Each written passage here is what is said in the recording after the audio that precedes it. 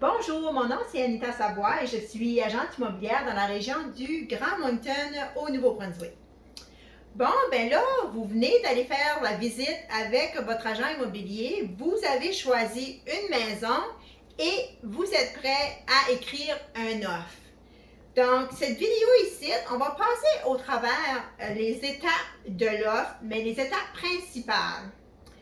J'ai beaucoup de questions sur ceci souvent quand on fait les visites parce que c'est normal comme acheteur qu'on ne sait pas quelles sont les conditions qui sont déjà inscrites dans l'offre.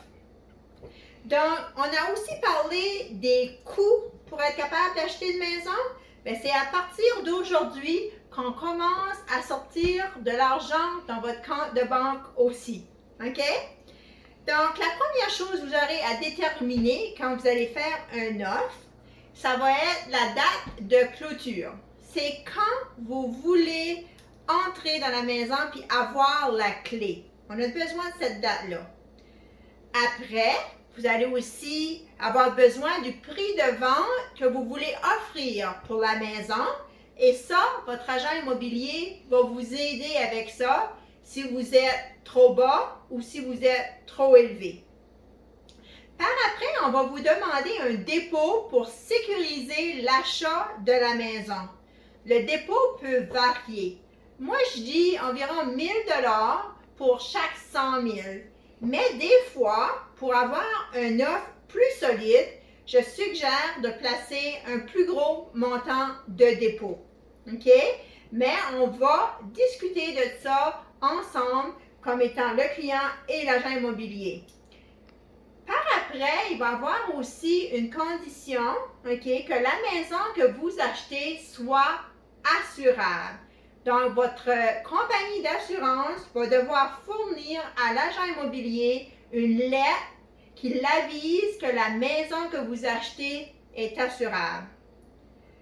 Par après, on va aussi avoir besoin d'une lettre de financement de votre banque si vous ne faites pas un achat comptant. Donc, on va avoir besoin d'une lettre qui dit que vous avez l'argent pour l'adresse de la propriété que vous achetez et que vous êtes OK avec le financement. Ça, c'est une autre condition.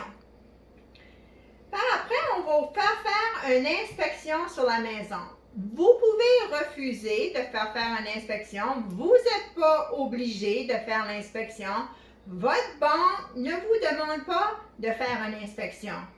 Mais nous, en tant qu'agent immobilier, on doit vous suggérer de faire l'inspection.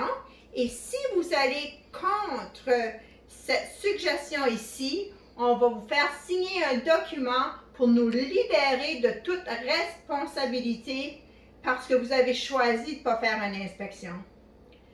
Une inspection va vous permettre de s'assurer que vous n'avez pas des gros défauts avec la maison puis que ça ne va pas vous coûter beaucoup d'argent après sur des choses que vous n'étiez pas au courant et qui n'étaient pas visibles pour vous, mais qu'un inspecteur est capable de voir.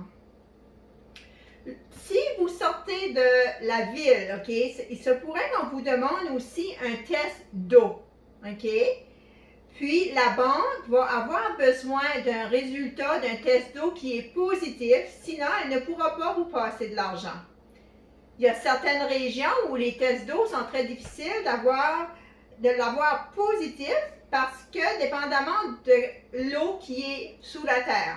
Mais on arrive tout le temps à des solutions pour que l'eau soit bonne. Par après, ben, si vous allez, mettons, dans un condominium ou même dans un parc de maisons mobiles, vous devez vous faire accepter au parc et aussi à l'association du condominium.